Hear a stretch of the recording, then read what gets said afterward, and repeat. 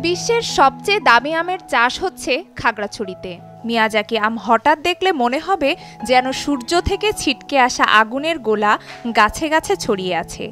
সকালের লাল সূর্যের রঙে রাঙানো এই আমকে বলা হয় সূর্য ডিম বা এগ অফ দ্য সান। ভিন্ন রং এবং প্রজাতির এই আমের চাহিদা রয়েছে গোটা বিশ্বে।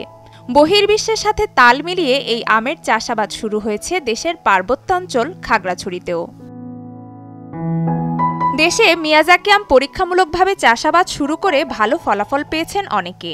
এমন এক কৃষক মংসেতু চৌধুরী ২০১৬ সালে গোটা কয়েক চারাগাছ দিয়েই শুরু করেন মিয়াজাকি আমের চাষ।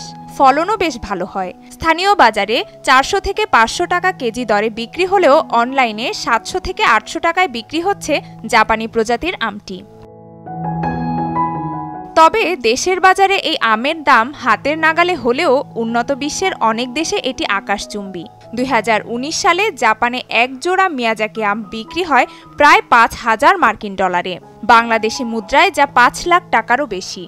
ইউটিউবে দেখে ওইগুলো আমি যে চারাটা সংগ্রহ করি বিভিন্ন সোর্সের মাধ্যমে। ২০১৬ সালে এটা রোপণ করি।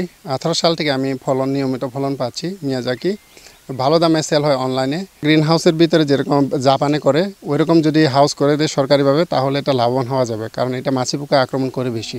শুধু যে রঙের দিক থেকে ভিন্ন এমনটা নয়, স্বাদ এবং পুষ্টিগুণেও মিয়াজাকি আম অনন্য। অ্যান্টিঅক্সিডেন্ট এবং বিভিন্ন খনিজ উপাদানের পাশাপাশি এতে আছে ক্যান্সার প্রতিরোধক বৈশিষ্ট্য। কোলেস্টেরলের ঝুঁকি কমাতেও আমটির জুড়ি নেই।